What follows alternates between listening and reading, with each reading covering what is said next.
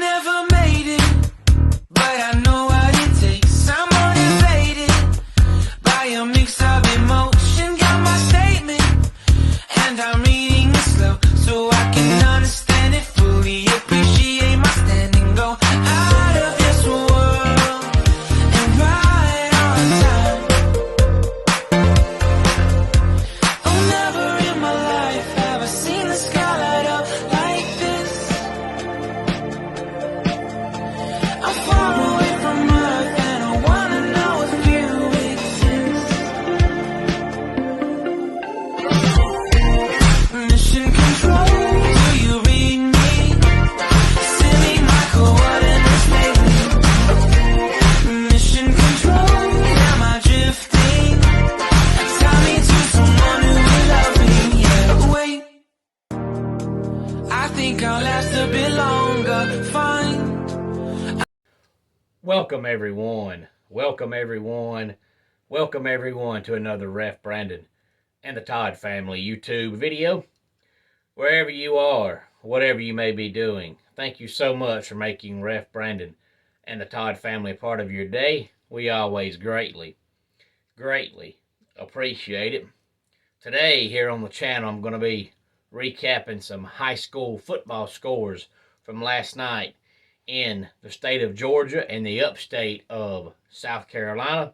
But before I do that, let me first say that I hope I will see some of you all tonight at 405 Community Court in Monroe, Georgia for some Southern Fried Championship Wrestling. And then I want to say that I want to meet Mike Leach.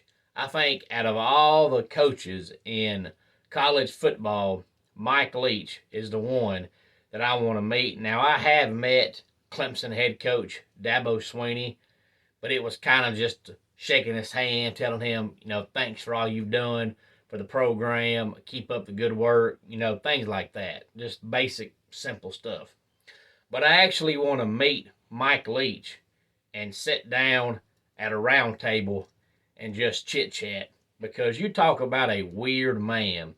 That is a weird man. Now, his coaching philosophy is totally different from everybody else. Most coaches now try to run the ball to set up the pass. Well, Mike Leach is the opposite. He passes the ball to set up the run. He'll throw the ball 65 times a game without hesitation. But he's won everywhere he's been. He won at Texas Tech. He won at Washington State, and he's slowly starting to win at Mississippi State. But just the things that man says just amuse me and crack me up, and he never smiles when he says it. So I don't know if he's actually always been serious or always joking or half and half. But last night I was watching an interview he did with some ESPN sideline reporter. I guess it was after last week's game. I don't even know. And she was asking him about some wedding advice because she was fixing to get married to some guy named Trevor.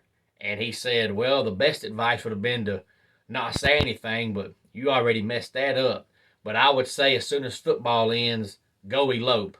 Elope is the best thing you can do. And if Trevor's smart, he'll agree with me. I told all of my kids if they'll elope, I'll give them $10,000 extra. And I'll do it too, but so far, they haven't done it. That's just an example of some of the things that Mike Leach says. But if you ever actually just sit down and watch his press conferences, that is a strange man. But I would just like to get inside the mind of Mike Leach, because you never know what he's going to say, and he just goes off on these tangents, and they are so funny. But they say he's actually very intelligent. I just think it would be cool to sit down and talk with somebody like that, because he is just out there in left field all the time. But it's very amusing and it's very entertaining. But on to some high school football scores from last night. We'll start in the state of Georgia. Decula defeated Central Gwinnett by the score of 21-7. Buford defeats Mill Creek 39-27. North Gwinnett defeats Peachtree Ridge by the score of 35-7. South Forsyth over Denmark 10-3. Milton defeats Forsyth Central 38-0. And Walnut Grove defeats Cherokee Bluff 28-25. And almost the same exact score, including the other Cherokee team. Cherokee defeats Osborne 29-25. Dawson County defeats Wesleyan 31-24. White County defeats West Hall 56-14. Rabun County gives Elbert County their first loss of the season. Final score 41-21. North Hall defeats Chestatee 28-21. Jefferson shuts out Flowery Branch by the score of 27-0. Commerce over Athens Christian 49-24. Clark Central defeats Heritage 63-7. Madison County defeats Cedar Shoals by the score of 34-20. Grayson defeats South Gwinnett 34-13. And Parkview defeats Archer by the score of 33-7. And a few scores from last night in the upstate of South Carolina. Chesney defeats Blacksburg 28-25. Gaffney defeats Boiling Springs 19-7. T.L. Hanna holds off Hillcrest by 1 point, 14-13. 96 defeats Liberty 28-21. Lawrence 45, Wade Hampton 35. Crescent 28, Pendleton 21. Dorman defeats Burns by the score of 25-22. Westside defeats Greenwood 31-21. And J.L. Mann beats Malden by the score of 21-14. Now, after last night, every single team has either played 8 games and still has one more bye week left, or they've played 7 games with no more bye weeks because high school football wraps up the first weekend in November, which is 3 weeks away. So we're right at a month away from high school football playoffs. The season is totally flying by.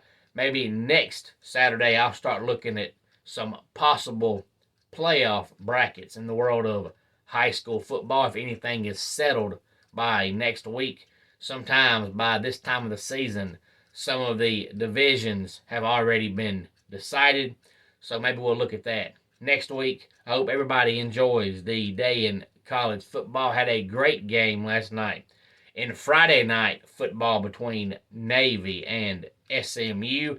I didn't think it was going to be that exciting, but Navy scored 20 points in the fourth quarter to keep the game close. And also for all you baseball fans out there, enjoy another great day in Major League Baseball playoffs. The Braves are in a must-win game, and the Dodgers are in a must-win game. It's hard to believe that the 2 best teams from last year in the National League might get put out in the division series. Both teams are in a must-win game today, since the division series is only 5 games now. And if anybody has any final words on Bryce Young, please feel free to let me know. I was reading some articles last night, and there's still people saying he's going to play, he's not going to play, he's going to play, he's not going to play. And then I read an article that said if he doesn't play, or if he plays and he's not very effective, then instead of Milroe being the next quarterback, it'll be the 3rd string guy. But reading that makes me think that either Bryce Young is not going to play or that Bama is not 100% convinced he's going to be effective. Otherwise, why would you already talk about who's going to come in if he is not effective? But Milroe, as of right now, has been the backup, but the third string guy is the one that has all the hype going on around him right now. But this is nothing new for Alabama. They have lost quarterbacks before and gone on to win the national championship with backup quarterbacks. So it's nothing new for them. I'm just curious to know if anybody has any final hearings about it, because I still can't find any final word on whether or not he is going to play or he's not going to play. And it's always hard reading these articles because everybody puts out their own article and everybody says something completely, totally different. So I still have a feeling we won't know until 3:30 this afternoon. Any thoughts on any of the high school games? Please feel free to let me know.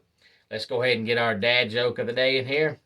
Why didn't the vampire attack Taylor Swift? She had bad blood. And that wraps it up for today's Ref Brandon and the Todd Family YouTube video. Until next time, it's Ref Brandon saying, just like in pro wrestling, life can be over by the count of 3. Tell your friends and family how much you love them. Bye.